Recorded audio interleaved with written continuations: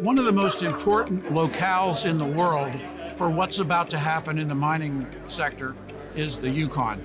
So prospecting and mining are not a new thing to the Yukon. They've been doing it for 125 years. The place has been walked over, looked over, picked over in many, many respects, but it has not been explored. Not with the modern techniques, not with modern remote sensing, satellites, geophysics. Now everything's critical metals. Many of the companies here are talking not about their gold mine or their silver mine, they're talking about what a critical metals play they are. Even an old line mining company like Rio Tinto talking about how it is a transformational company in the critical minerals world. Yukon is a strong jurisdiction to work in. There's only 40,000 people in the Yukon in an area that's the size of California. We've got a long history in Yukon. Our team's been active up in the Yukon for over 70 years now, so we've built up a massive database of information, and we currently hold over 12,000 mineral claims in the Yukon. Yukon is one of the better territories for infrastructure when you compare it to some of the jurisdictions, even in the US. I mean, we've got a couple projects in Nevada, and the per meter drill costs in Yukon are actually comparable to working down on road accessible jobs in the United States.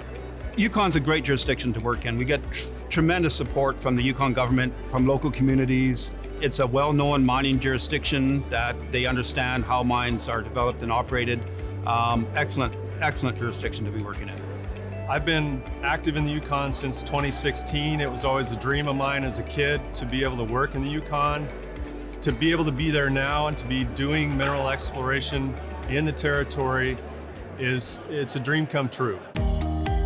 One of the benefits for working with First Nations and governments in the Yukon, it's really good to have local people who understand what the impacts are and what the benefits are of the project. Bringing in outside consultants, yes, you need to do that as well, but there's nothing like local knowledge for being able to advance a project. Yukon government is very supportive of mineral exploration. There's mineral incentive programs that the government does each year for earlier stage projects. And then also the Yukon Geological Survey provides a huge wealth of information.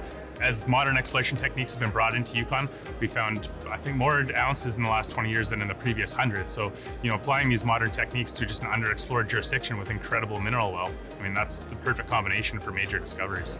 The North is open. The North is a great place to do business. That is sort of the message that we try to get out there as a single company, but when you have a large umbrella like the Invest Canada North, the message gets to the people who need to hear it. The Yukon has the minerals, it has the jurisdiction, it has the political comfort, it has the workforce, it has much of the infrastructure, the basics of infrastructure, to really begin to do that development that the world needs, and the world is going to be coming to the Yukon.